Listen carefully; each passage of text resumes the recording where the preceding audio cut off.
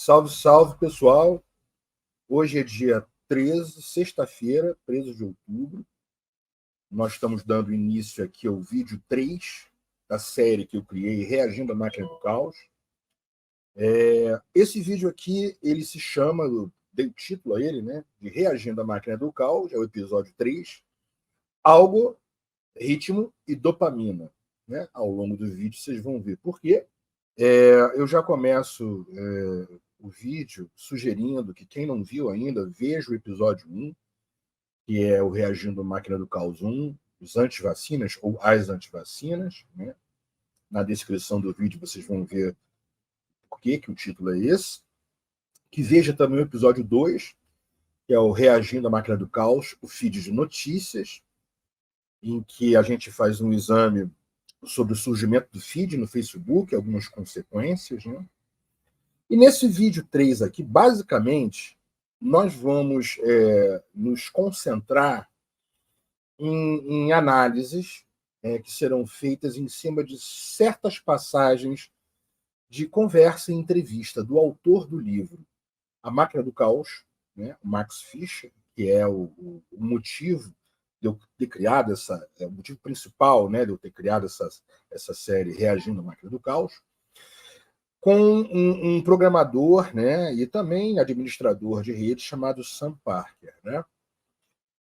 Como eu faço nos outros vídeos também, vou mostrar aqui que livro é esse, o Máquina do Caos, é esse livro aqui, ó, Max Fischer, Como as redes sociais programaram nossa mente e nosso mundo. Esse é o livro central que a gente conversa nessas séries aqui. Os outros 2 livros que eu uso como conversa, que eu sugiro também, quem não leu, leia, é O Engenheiro do Caos, do Giuliano da Empoli. A gente pega apenas algumas ideias para poder refletir, né? Mais especificamente nessa ideia do caos administrado, que a gente já vem trabalhando diversos vídeos aqui no Portal Fim do Tempo. E o último é o meu livro Arquitetura do Caos, né? Que é uma espécie de complemento às séries 1, 2 e 3. É um livro de pequenos ensaios, ele não tem mais pretensão do que isso, e que as ideias que estão nesse livro, que estão aqui nos vídeos no canal, eu também uso para a gente poder trabalhar esse ótimo livro do Max Fischer. Né? Para quem não conhece, antes da gente entrar na questão do livro de hoje, do capítulo de hoje, né, que chama-se O Efeito Cassino, é o nome do capítulo que a gente vai trabalhar do livro. Né? O que trata esse livro do Max Fischer? Né? O que ele aborda no livro? Né? Basicamente, ele vai analisar certas consequências, né? E também o impacto, digamos assim, da conectividade global que se encontra hoje na grande rede, né? Numa lógica assim, colonizada. Né? A gente usa bastante essa expressão aqui. A internet ela não nasce, ela não surge. Eu me refiro aqui à internet pública, né? Década de 90, com essa ideia de domínio, mas ela vai se tornar um espaço, o espaço virtual colonizado pelas big techs. Né? Elas vão manipular isso, gerindo informação, né? De certo modo administrando percepções. Para quem não sabe relacionar o nome à coisa aqui, eu estou me referindo a Google, a Apple, Facebook, Amazon, Microsoft, e a gente pode aqui pensar também nas plataformas agregadas, né? O YouTube com o Google Gmail, né? Tem o LinkedIn com a Microsoft. É um espaço dividido nessas grandes big techs. Né? Esse Max Fischer ele é um jornalista, né, do New York Times, ele ganhou um prêmio Pulitzer certa vez. Né? E o que ele faz nesse livro, que é uma coisa simples, muito bem feita, né, e de muita utilidade. Né? Ele fez uma pesquisa profunda, onde incluiu entrevistas com diversos líderes, programadores, pensadores, agentes políticos de vários lugares, com uma farta documentação envolvendo tudo que se refere à evolução, digamos assim, dessas plataformas na sua nascente e a criação, né, de mecanismos de engajamento, né, como a gente viu no vídeo 2, por exemplo, é o feed de notícias. Né? Basicamente, Max Fischer ele trabalha isso nesse livro dele. Né? E nesse nosso vídeo aqui, nós vamos ver o quê? Vamos observar algumas pontuações que esse Sam Parker que foi um cara que foi entrevistado, né, pelo Max Fischer, que vocês vão ver, vou apresentar quem é ele, né? Ele faz algumas colocações na entrevista e o Fischer levanta essa documentação, que ela nos importa por quê? Porque mostra como que algumas plataformas, e é para citar aqui no caso específico o Facebook, que é uma que ele trabalhou, elas lançaram mão de conhecimento no campo da psicologia, mais especificamente, mas não somente na psicologia comportamental, experimental também, né? No que decorre, digamos assim, a evolução do psicólogo Skinner, dos conhecimentos desenvolvidos pelo fisiólogo Pavlov, mas não somente da comportamental, para quê? Para poder incrementar e poder captar a atenção, né, e a permanência, o uso do tempo em rede dos inscritos, dos usuários das plataformas. O Sam Parker vai apontar isso. Esse Sam Parker, para quem não conhece, né, eu fui apresentado pelo livro, mas eu me lembrei quem era. Ele foi fundador disso aqui, ó. Vou mostrar aqui na tela. Então, ele foi o cofundador, na verdade, ele foi o cofundador do Napster. Quem não se lembra, né, ou não era nascido, porque na época tinha uma idade que não acessava a internet, né? O Napster, deixa eu passar aqui a imagem anterior. O Napster, ele era um aplicativo de compartilhamento de arquivos de música, né, MP3 e tal. Eu usei muito isso, né, lembrando o pessoal aqui do canal, que eu comecei a estudar, né, a aprender a mexer com computadores bem na nascente da internet, e o Napster estava ali bem, se eu não me engano, foi em 1999. Acho que foi isso, ele surge. A internet pública estava aqui há aproximadamente 4 anos. Pois bem, isso aqui, gente, ó, deixa eu passar aqui, a imagem era essa, tá? Do aplicativo de compartilhamento de músicas. Funcionava como, basicamente? Ele funcionava com a pessoa logada em rede. Hoje em dia é perfeitamente comum, aplicativos muito mais avançados, com muito mais recursos, mas isso não foi uma novidade. As pessoas que eram inscritas, elas abriam um aplicativo e elas tanto eram clientes como servidor. Como assim? Ela podia buscar determinada música, sei lá, digamos que uma música aqui do Chico Buarque, então da Pitty, sei lá de quem, e a pessoa que tem, né, no computador dela, em algum lugar, né, do mundo, ela online, aquele arquivo era compartilhado, como se fosse um torrent, mas era de uma pessoa para outra, né? Chama-se P2P, é o nome técnico que eles davam. Pois bem, isso aí, deixa eu tirar aqui para fazer um comentário importante. Esse aplicativo aqui, ele gerou um problemão, né? Ele gerou um problemão para os fundadores. Um deles é o Sam Parker, é o cofundador, e para a indústria fonográfica, que meteu processos em cima dele por causa disso. Começou a ter prejuízo, né? As pessoas começaram a ter acesso à música, a ter arquivos MP3 sem comprar os discos, CDs e tal. E deu um problemão, acabou tendo que tirar do ar o Napster. O Napster existe hoje, tá? Eu não vou, não nos interessa aqui a evolução do Napster até hoje, mas o Napster como era acabou, né? Não pôde mais ser.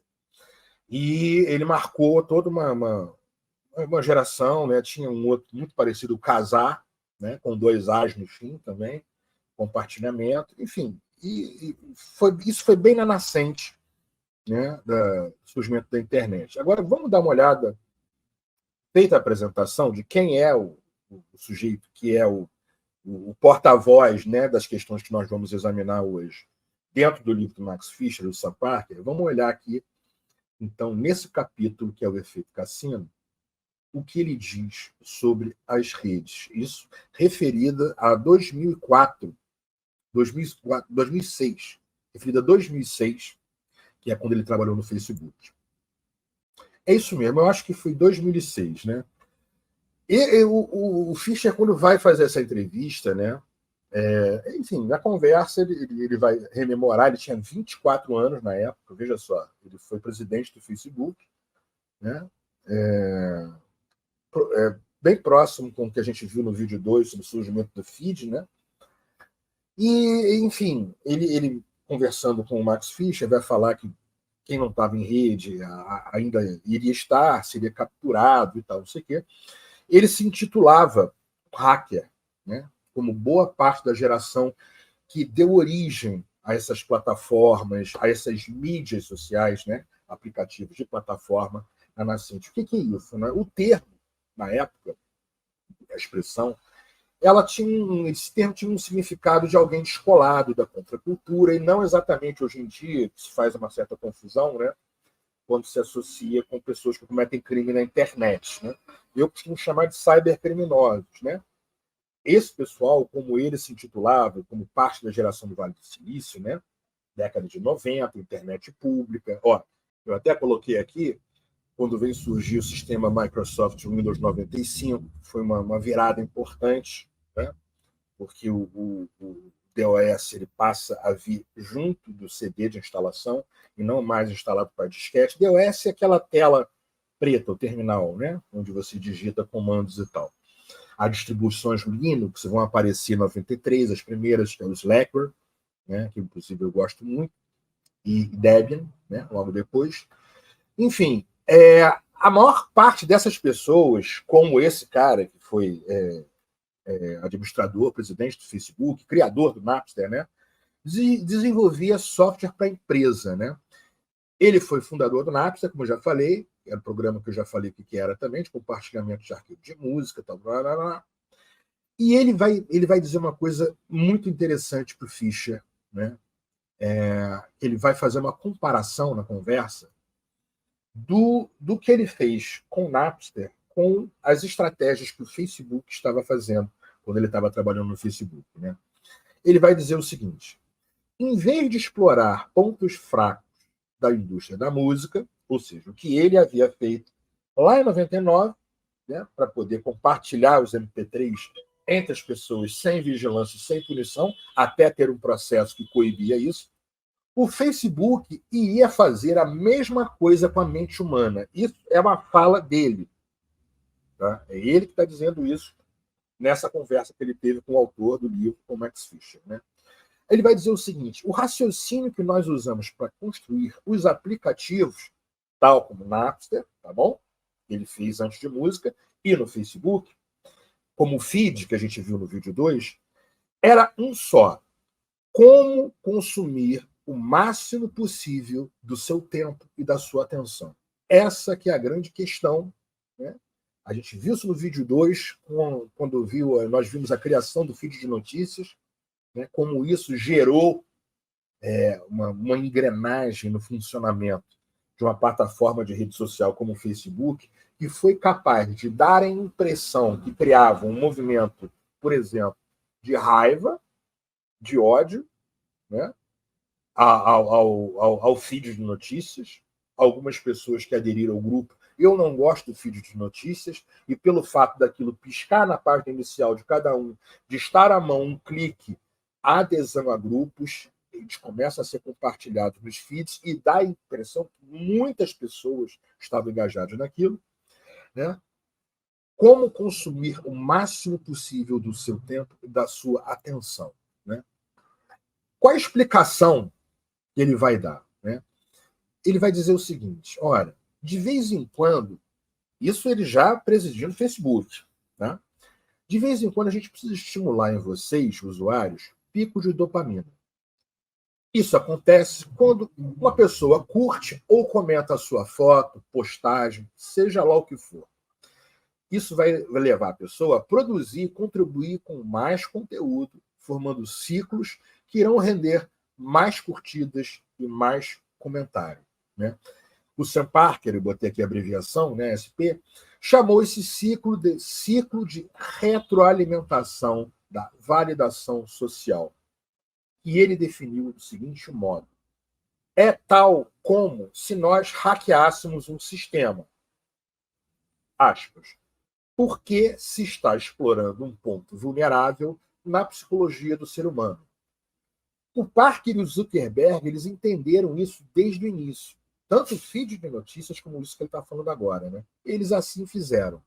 Eu queria, inclusive, eu vou fazer aqui uma pausa nessa leitura, para mostrar como que eu apontei isso também num ensaio que eu escrevi online, chamado, como é que é o nome do ensaio? Do controle sistêmico à vigilância permanente. Isso, baseado no registro permanente, que é o livro do Edward Snowden, Permanent Record, e que dá nome ao penúltimo capítulo do meu livro, A Arquitetura do Caos. Vamos dar uma olhadinha o que o Snowden vai dizer sobre os sistemas, e vocês vão entender por que eu tenho trabalhado tanto a analogia entre mente humana e mente computacional. Veja só, não tem nada de Descartes, de coisa não. Estou falando da coisa mais simples, tá, gente? Mente humana e mente computacional. Estamos falando de memória, de percepção, de processamento de informação, tá?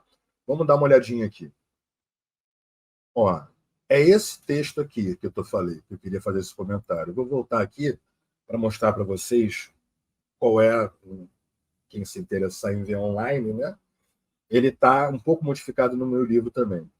É do controle sistêmico, vigilância permanente. Na parte final desse ensaio, eu coloco uma observação do Snowden que eu acho muito interessante e que vai de encontro ao que esse cara, o Sean Parker, fala a respeito do funcionamento do Facebook e que ele já tinha visto no Napster. Né?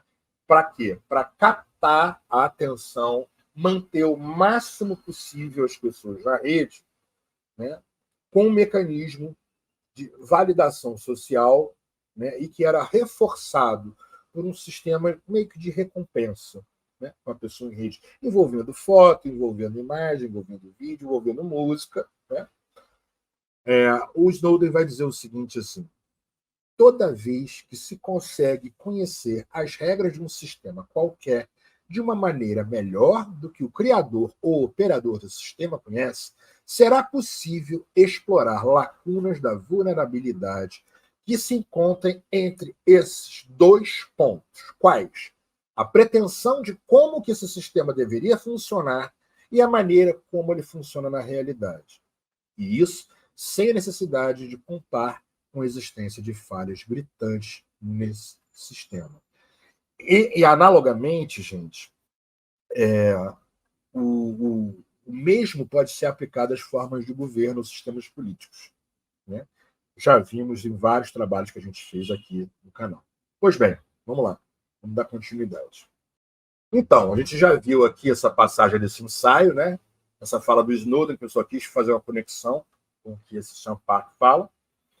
Ele vai dizer o seguinte, que no Vale do Silício, né, essa exploração da mente humana, das fissuras, né, eu não vou dizer falhas, que eu acho que isso é constitutivo. Eles chamam, mais ou menos, de falhas que eles estão visando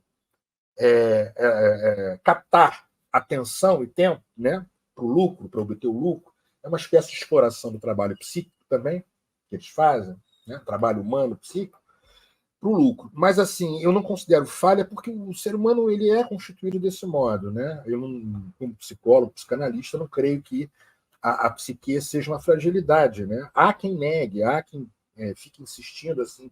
O ser humano ele é um ser racional, da razão e tal, e eu já tenho uma concepção assim, um pouquinho diferente, que é um pouquinho influenciada pelo que o David Hume, né, vai dizer também, que as paixões, né, e os afetos eles estão numa base de importância muito grande em termos de influenciar as nossas ações, o nosso juízo. Né? E voltando aqui, né? O Separt vai falar na entrevista, né, que é explorar essas falhas, né, da mente humana para captar as pessoas, a atenção delas. Isso já era discutido abertamente e de uma maneira empolgante entre eles, visando o crescimento do negócio deles. Né? O termo em voga que eles usavam era persuasão. Persuadir. Muito a ver com a questão de poder trabalhar um público consumidor, sim. Né? Você vai usar técnicas, estratégias de convencimento de persuasão. Para quê? Aliciar consumidores a mudar seu comportamento para que sirvam ao lucro. Essa aqui já é a frase dele. Né? Ele, inclusive, vai dizer uma coisa, que a Universidade de Stanford tinha um laboratório de tecnologias de persuasão desde 1997. Em 2007, ou seja, lembrando aqui vocês, 2007 foi o ano da criação, foi um ano depois da criação do feed de notícias, né? O Facebook já estava dando uma hiperimpulsionada em termos de crescimento, né? Porque ele abriu para o público em geral. Num único semestre de projetos da Stanford, né, dos alunos, gerou $1 milhão de faturamento publicitário. Né? Eu botei aqui esse número 14, que é uma nota de rodapé bastante importante para a gente dar uma olhadinha. Né? Como que essas empresas que produzem pouco mais do que linha de código, ou seja, programação para fazer essas startups, para fazer essas plataformas, né, para criar essas mídias sociais também, esses aplicativos, como que elas conseguem, com poucas linhas que aparecem numa tela, controlar a mente de cada usuário? Está entre aspas, que é uma pergunta de um cara chamado Nir Eyal, que era um proeminente consultor do Vale do Silício. Né? Ele escreveu um livro chamado Hooked: How to Build Habit Forming Products, que é Engajado: Como Construir Produtos e Serviços Formadores de Hábito, lançado em 2014. Né? Nossas ações foram projetadas por outros, diz ele.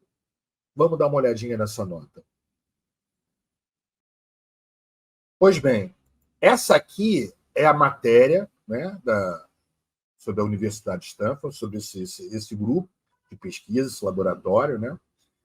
A fórmula para o vício em telefone pode servir como cura. Né? O que eles dizem? Né?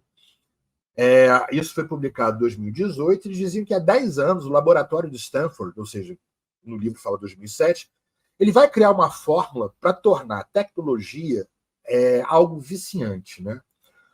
O Vale do Silício, no caso, ele está lidando com as consequências disso. Né?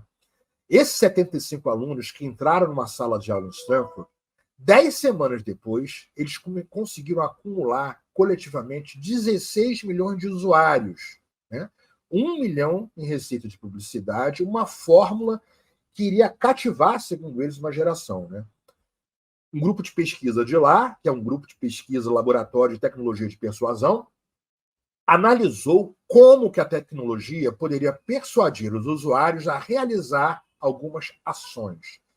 Quando o Facebook, que era então uma startup com 3 anos de existência antes, ou seja, estamos falando de 2007, com esse episódio, 2004, quando foi fundado, quando vai abrir a plataforma para desenvolvedores terceirizados, ou seja, vai tornar-se público, né? Esse pessoal viu uma oportunidade ideal para testar algumas das suas teorias. Né? Depois de realizarem palestras sobre fundamentos da psicologia comportamental, os alunos começaram a criar os seus próprios aplicativos para o Facebook.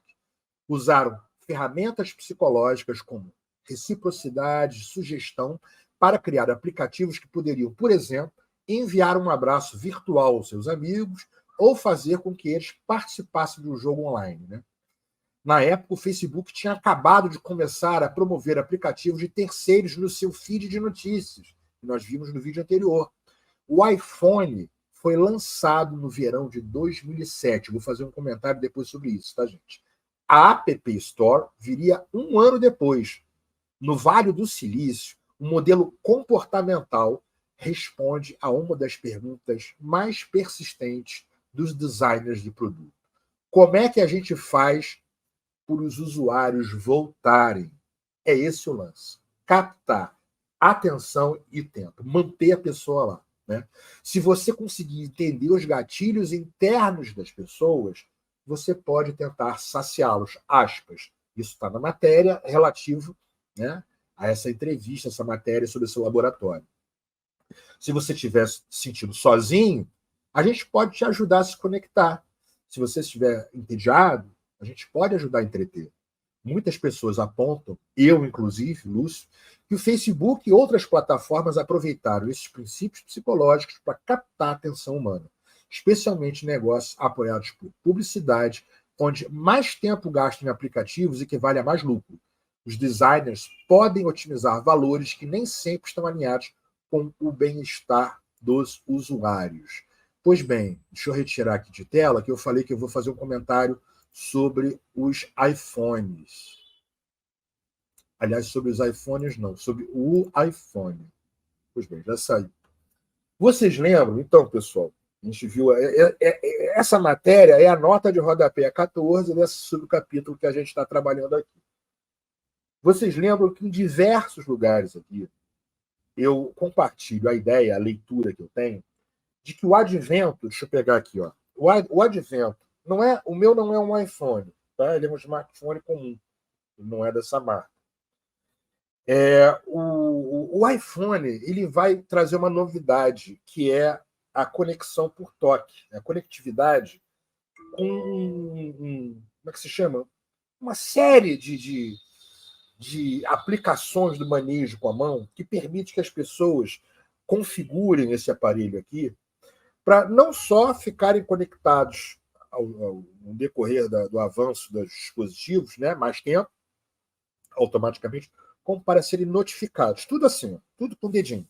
Né? Isso aqui marca o que o Byung-Chul Han, filósofo que trabalha muito essa questão das redes, né, nessa interface com o estudo da aplicação de conhecimentos de psicologia, né, para manipulação, ele vai dizer que a era do panóptico digital é justamente essa. Então vejam vocês, né? É isso que eu quero firmar aqui, essa hipótese que eu busco sustentar ela, né? De que essa ideia do panóptico digital, ou seja, a ideia das pessoas vidradas em telas, em que elas sentem que todos estão conectados, todos se veem e são vistos na tela.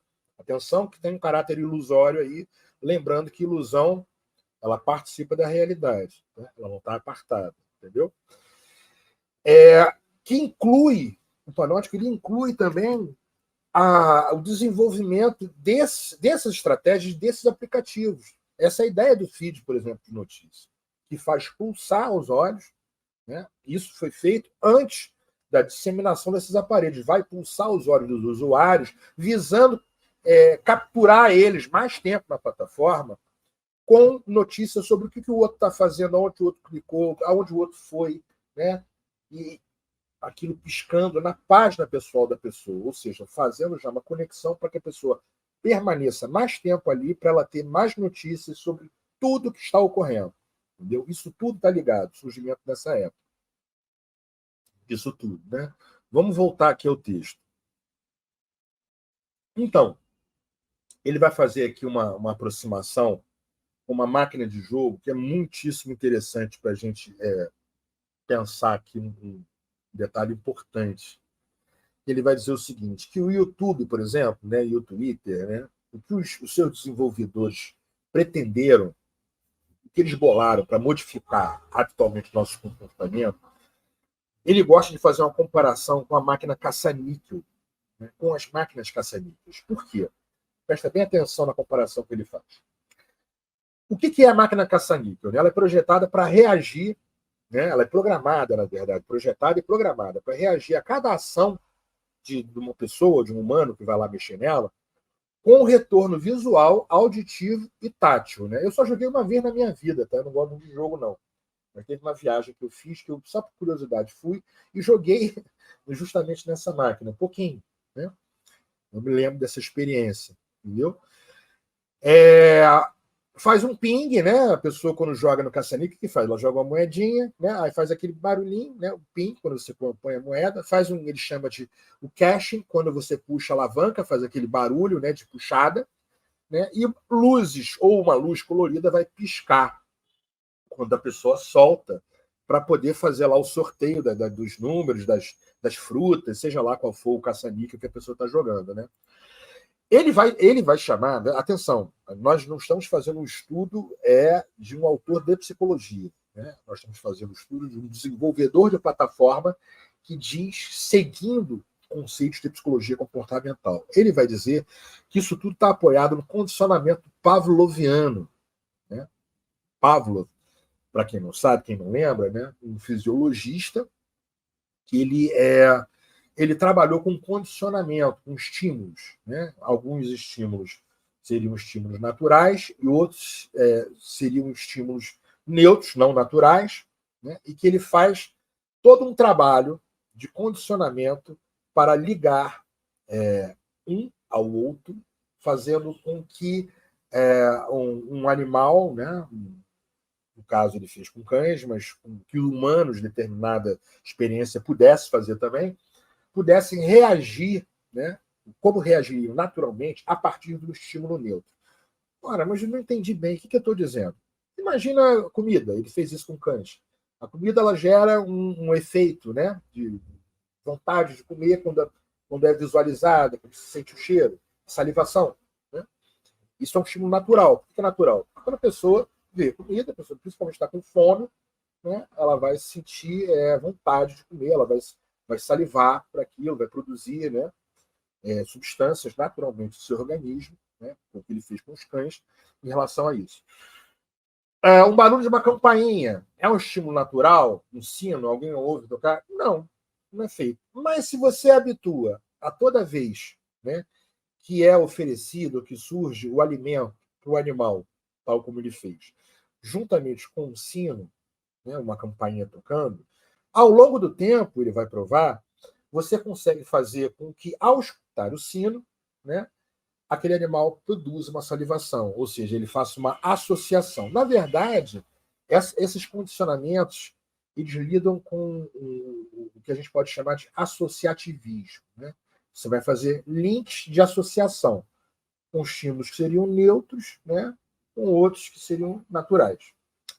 Pois bem, retomando aqui, ele vai citar o condicionamento pavloviano, né, dizendo por quê. Eu acabei de fazer aqui um ultra resumida a alusão ao Pavlov, né? Por que ele vai dizer isso? Porque ele vai dizer que os caça-níqueis eles vão funcionar do mesmo jeito, ou um jeito parecido, é o entendimento deles. Ou seja, os caça-níqueis, as máquinas, elas preparariam a mente para fundir, para misturar a alegria de ganhar, né, com os tilintares, os tinidos, né, os barulhinhos da moeda e tal, os zumbidos mecânicos. No ato da pessoa puxar a alavanca, né, que antes não tinha sentido nenhum, né, alguém puxar a alavanca, né, qual o prazer, qual a expectativa que se cria disso? Nada. Né? Mas quando você puxa a alavanca, né, com a possibilidade de sortear lá um número de frutas ou de símbolos que vá fazer com que você ganhe, né, você vai liberar, ou seja, essa expectativa, esse prazer, né, vai liberar uma substância natural, química que nós temos, que é um neurotransmissor, que se chama dopamina. Né? Não é a única. Nós temos, por exemplo, também nós temos a endorfina, nós temos a adrenalina, mas vamos falar aqui da dopamina. Né? O cérebro liberaria, então, pequenas quantidades de dopamina quando a gente vai suprir uma necessidade básica qualquer. Fome, né? Ele colocou aqui o sexo, né? Também, no caso, né, uma necessidade social. Isso aqui é muito interessante, né? Que é o afeto, a validação, a aceitação, né? Aí se inclui os likes, né, os smiles, os comentários, as curtidas e tal, né? Essa droga natural, ela vai criar uma associação positiva com comportamentos que vão liberar ela, habituando ou adestrando a gente, né, os humanos, né, a repetirem essas ações. Quando alguma coisa se aposta desse sistema de recompensa de dopamina, essa coisa que se apossou pode impelir a pessoa a repetir um comportamento autodestrutivo. Isso é possível. Exemplo, a gente pode usar o jogo, né? A pessoa fazer apostas seguidas compulsivamente, né? Até perder dinheiro que ela nem poderia, em hipótese nenhuma, estar perdendo, para quem gosta de jogar, lembrando aqui, né? Eu não gosto, não jogo, não recomendo, né? A exagerar no álcool, né? A pessoa bebe mais do que deveria, ou a passar horas, aqui voltando ao exemplo que nos interessa, né? Num aplicativo, mesmo de tecnologia digital, mesmo que isso deixe a pessoa triste.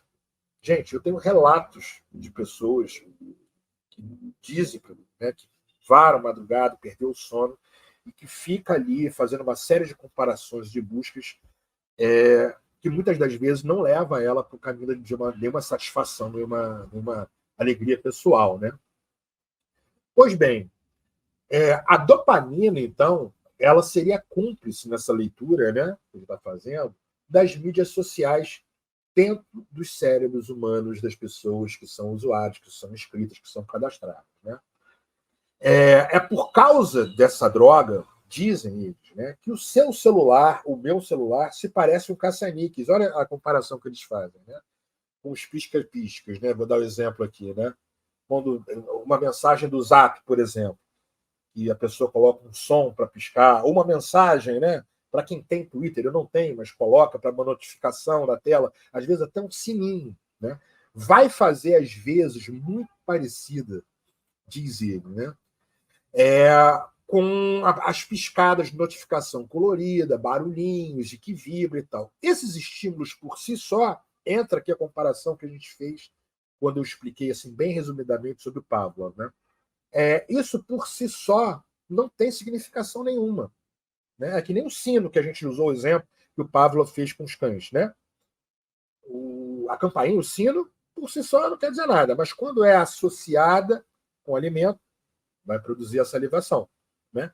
Também, as luzinhas no celular e tal, talvez numa primeira experiência, não quisesse dizer nada. A pessoa nem sabe mexer. Com o tempo, tendo conta em rede, esperando, né?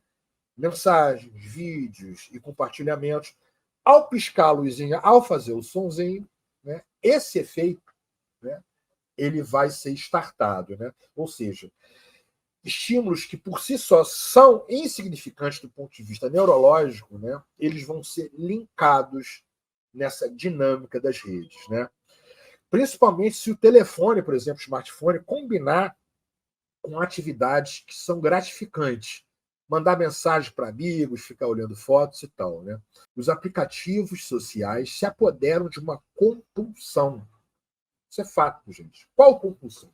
A necessidade de se conectar. E essa compulsão ela pode ser mais poderosa do que a fome ou a ganância. Atenção, tem um vídeo no Cyberpsiquismo que eu trabalho aqui, que é de um texto do Lacan sobre psicanálise cibernética, que ele vai falar do mecanismo do feedback, que é essa realimentação, o retorno. Isso aí, veja só, se vocês assistirem, vocês vão entender o que estou querendo dizer aqui. Essa dinâmica de realimentar, né, que tem a ver com feeds de notícias também, e com essas configurações que se pode fazer com o aparelho, isso vai funcionar, sim, como uma espécie de realimentação. Como? Dando feedback do número de pessoas que procura, da intermitência dos sinais avisando que teve ou não teve mensagem, né? Das postagens, né? Da contagem, do número, né? Algumas plataformas têm um número de likes, mostrando que é um mecanismo, sim, de contagem, de validação social. Né? Muitos pode significar algo muito bom para a pessoa, poucos pode significar algo muito ruim, pode inclusive induzir a pessoa a ficar ali mais tempo, querendo produzir mais coisas. Né? Pois bem, a gente pode até ver uma situação hipotética aqui, que é colocada. Né? Digamos que uma pessoa foi inventada aqui, Bárbara. Né? Ela vai entrar no Facebook para ver uma foto que um familiar coloca. Né? Colocou. Conforme ela vai clicando em mais fotos ou comentando, né, o cérebro dela vai unir a sensação de estar conectada a pessoas que ela gosta, que ela ama, com bips, pisca-piscas na interface do Facebook. Né? Com o tempo, essa moça hipotética, a Bárbara, ela vai começar a associar Facebook à necessidade de conexão social. É apenas um exemplo, gente. Twitter, a necessidade de conexão social. Instagram, a necessidade de conexão social. Se vocês quiserem fotos. Eu estou usando o Facebook porque estamos, na verdade, aqui referidos a esse capítulo do livro. Mas isso serve para todas essas plataformas, né? E principalmente aqui eu estou me referindo às que hoje usam as suas receitas algorítmicas. Né?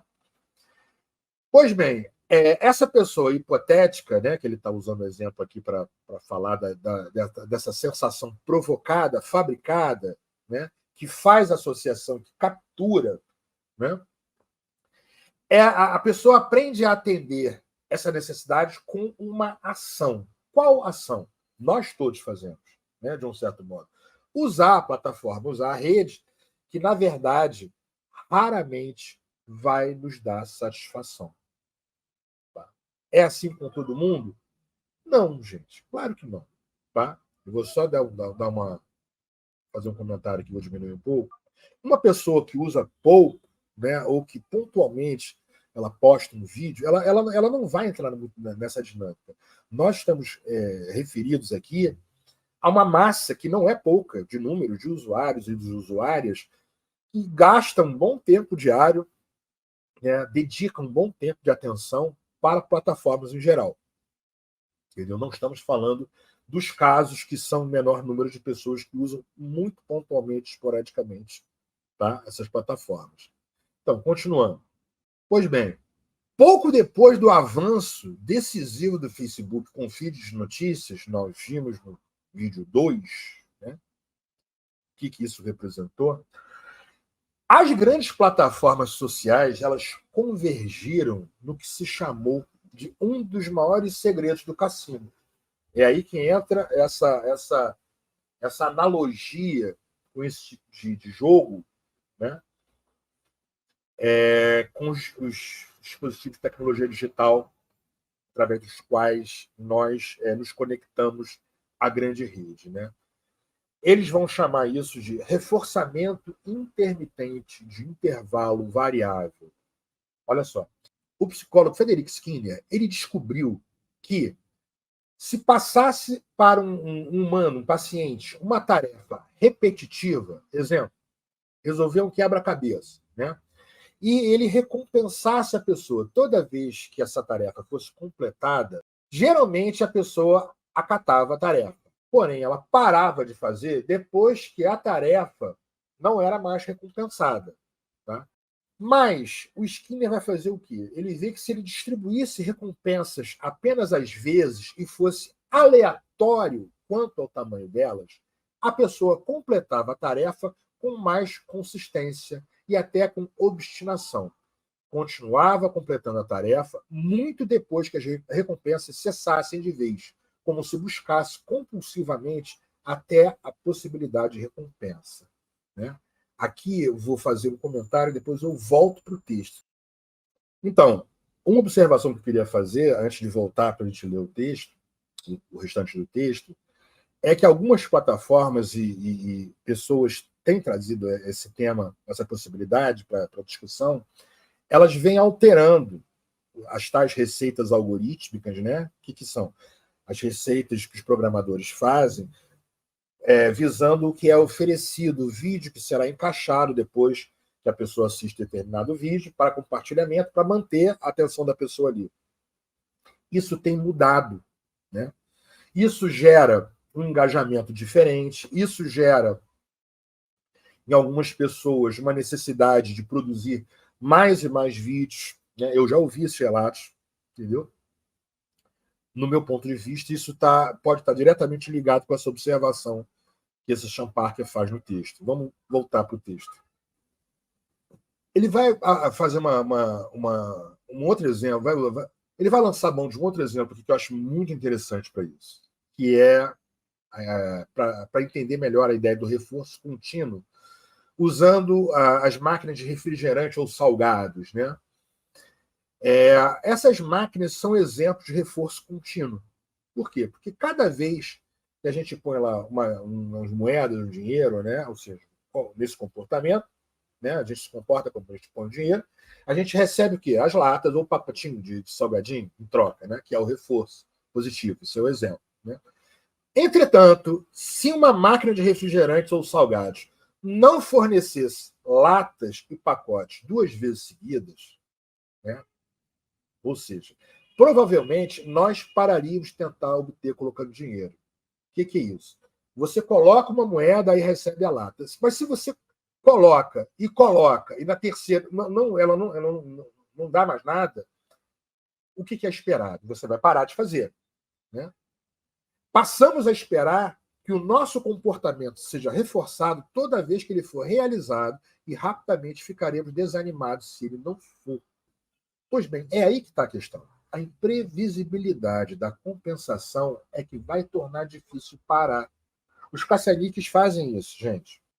Os caça-níqueis, eles usam essa lógica. A pessoa não sabe quando vai ganhar. Né? Quem programa lá no cassino sabe. Né? Sabe assim, eles fazem uma programação que vai ser um aleatório depois de 15 minutos. Tá? A pessoa joga, alguém ganha. Essa imprevisibilidade ela vai estar ligada, uma vez que o som da moeda, né, e as luzinhas implicam na expectativa de poder ganhar, em que em algum momento pode ser. É isso que ele está destacando, né, quando ele faz essa analogia com o caça-níquel, né, esse reforço intermitente.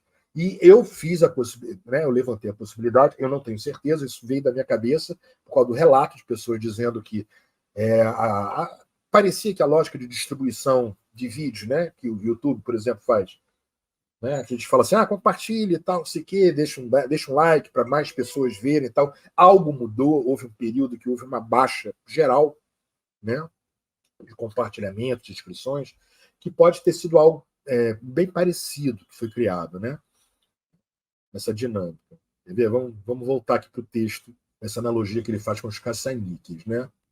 Se a gente passar o exemplo do caça-níquel para o Twitter, né? Inclusive é uma plataforma que eu já falei que eu não gosto, né? Eu acho que aquilo ali é um campo de guerra, é o campo os duelos ao nascer do sol na porta do salão do saber. Vamos lá. Postar no Twitter pode render uma grande compensação social na forma de curtidas, retweets e respostas. Pode também render recompensa zero. Como a pessoa nunca sabe o resultado, vai ficar complicado deixar de puxar a alavanca, entre aspas, né? Postar ou retweetar, enfim. O reforçamento intermitente de intervalo variável é uma característica que define não só jogos de azar e vícios, mas também o que explica muita coisa.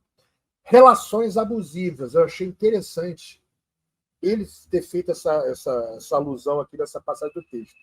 Veja só o que ele vai dizer. Ele vai dizer o seguinte, da internet, tá? O que eu entendi, ele está falando de abusador da internet. Os abusadores têm uma variação imprevisível entre bondade e crueldade. Castigam a parceira ou o parceiro por condutas que antes recompensavam com afeto. Isso pode levar ao que é chamado de vínculo traumático. A pessoa vitimizada no vínculo se vê em uma busca compulsiva por uma resposta positiva, tal como um apostador alimentando um caça-níqueis ou um viciado em Facebook, incapaz de se desconectar da plataforma, mesmo que, em muitos casos, isso só vá fazê-lo se sentir solitário. Né? Essa observação que o Parker faz nessa entrevista com o Max Fischer. Né?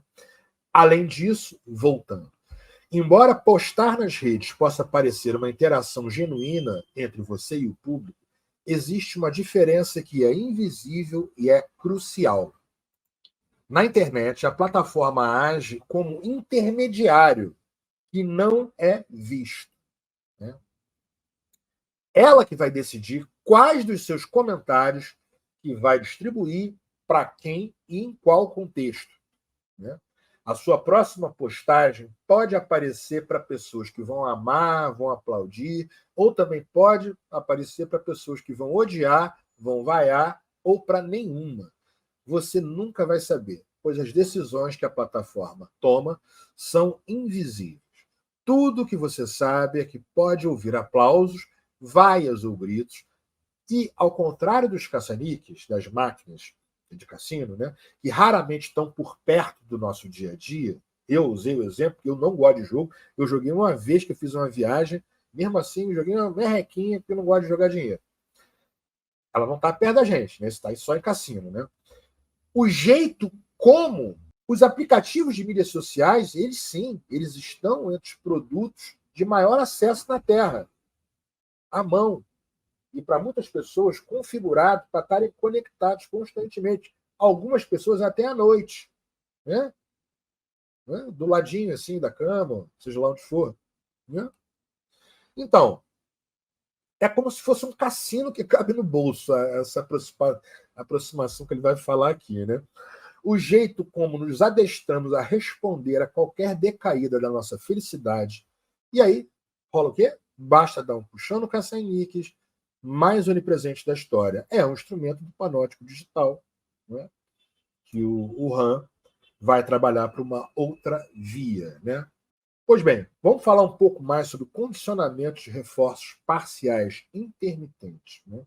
Então, para fechar aqui, gente, sobre condicionamentos de reforço, é essa analogia com Caça-Níqueis, né, que nos interessa para pensar a distribuição de postagens de uma pessoa no feed como algo passível de variação, né?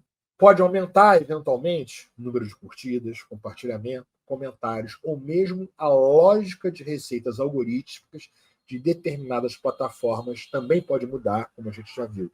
Agindo com intermitência no que pode se pensar com um cronograma específico. Ou tantas postagens, né, compartilhamentos para obter X ou para obter Y, né? Em 2018, uma equipe de economistas ofereceu a usuários um pagamento, quantias diversas, para desativar a conta na rede social por 4 semanas. Olha isso, gente. Em busca do limiar no qual pelo menos metade deles ia dizer sim. O valor se mostrou alto, $180. As pessoas que desativaram suas contas se sentiram mais felizes, menos ansiosas e mais satisfeitas no seu dia a dia, né? Depois que o experimento acabou, essas pessoas passaram a usar o aplicativo menos do que antes, né? Por que que esses participantes foram tão resistentes em largar um produto que os deixava infelizes? Seu comportamento, escreveram os economistas que fizeram isso, né, era condizente com modelos de formação de hábitos, ou seja, de vícios, né, adição, que levavam a opções de consumo insatisfatórias. Um jeito clínico de dizer que os participantes haviam sido habituados, treinados, adestrados para agir contra os seus próprios interesses. Então, pessoal, estamos chegando aqui ao fim do nosso vídeo. Eu vou colocar na descrição todos esses links para as matérias. Inclusive, acho que eu não mostrei, tem outros, nota de rodapé, as matérias usadas nesse subcapítulo. Eu vou deixar também um link para um artigo muitíssimo interessante sobre dopamina, né, que foi usado por esse Sam Parker, né, papel seletivo, né, da dopamina na aprendizagem estimula recompensa. Quem tiver interesse em baixar o artigo, vou colocar lá na descrição. E a gente fica por aqui nesse vídeo 3. Tá? Recomendo que assista o vídeo 1 e o 2 também, para poder ir encadeando com esse nosso estudo. E a gente se encontra no próximo. Tá bom? Gratidão.